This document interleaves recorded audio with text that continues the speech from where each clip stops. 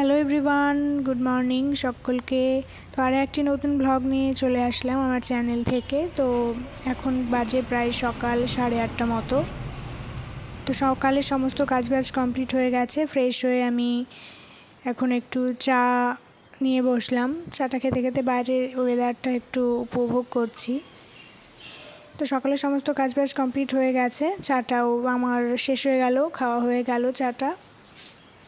তো আমি এবার কিচেনে চলে আসলাম। কিচেনে এসে আমি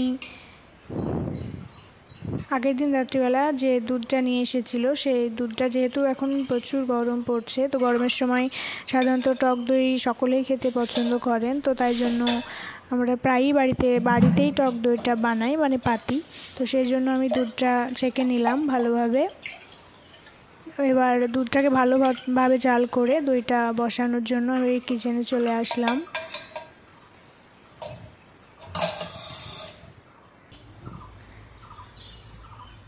তোমরা কে বাড়িতে টক দই বা মিষ্টি দই, যে কোনো দই বাড়িতে পাতা অবশ্যই কমেন্ট করে জানাবে।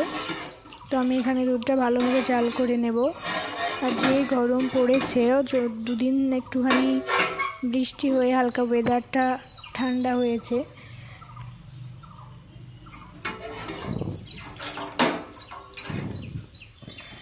তো ভালোভাবে এইভাবে দুধটাকে ভালো করে জাল করে নিতে হবে, জাল করে ঘন করে নিতে হবে। দুধটা এইভাবে বলক হয়ে আসলেই 2-3 বার তখন একটু পরিমাণ মতো একটু চিনি দিয়ে দিতে হবে। খুব বেশি না, টক দই তো একটুখানি চিনিটা দিলে দুধে পাকটা ভালো ধরে, সেই কারণে চিনিটা দিতে হবে। বেশি মিষ্টিও না আবার বেশি টকও না, সেই মতো করেই দিতে হবে।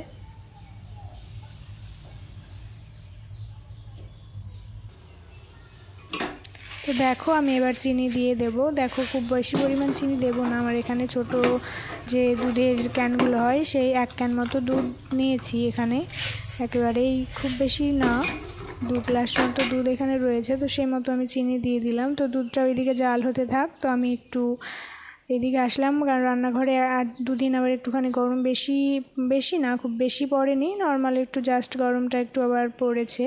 তো সেই কারণে রান্নাঘরে দাঁড়িয়ে থাকা মুশকিল, ওই কারণে আমি একটু চলে আসলাম আমার ডাইনিংয়ে।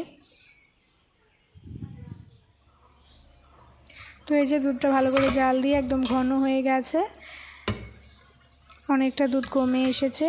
তো আমি এবার দুধটাকে নর্মাল টেম্পারেচারে রেখে দুধটাকে হালকা কুসুম গরম করে ঠান্ডা করে নিতে হবে, মানে যাতে তোমার দুধটাকে টাচ করলে যাতে একটু হাত দিয়ে রাখতে পারো, সেইরকমভাবে একটু গরমটা থাকবে, কুসুম গরম, খুব বেশি না। তো আমি এবার একটি অল্প যেহেতু দুধ, সেই কারণে ছোটো একটি বাটিতেই আগে থেকে এনে রাখা একটু টক দই ভালো করে মাখিয়ে নিয়ে এবার দুধটাকে ঢেলে দিলাম।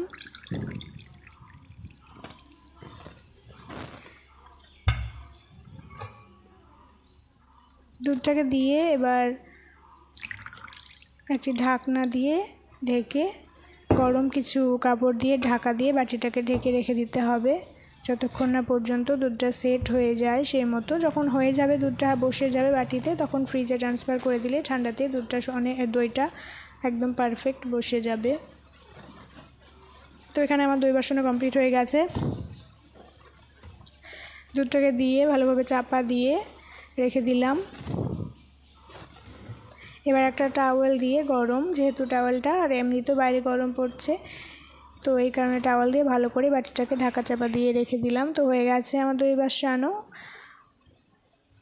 তো প্রচণ্ড গরম, ঘরে চলে আসলাম। এবার একটু ফ্যানটা চালাতে হবে। এখন কুলারটা না চালালেও চলবে, খুব বেশি যেহেতু গরম নেই, ফ্যানের সেই যথেষ্ট, ফ্যানের বাতাস। পাখাটা চালিয়ে দিলাম। এখানে জানালা ফানালা সব বন্ধ করে দিয়েছি বাইরে থেকে, যাতে রোদ গরম না আসে, সেই কারণে। তো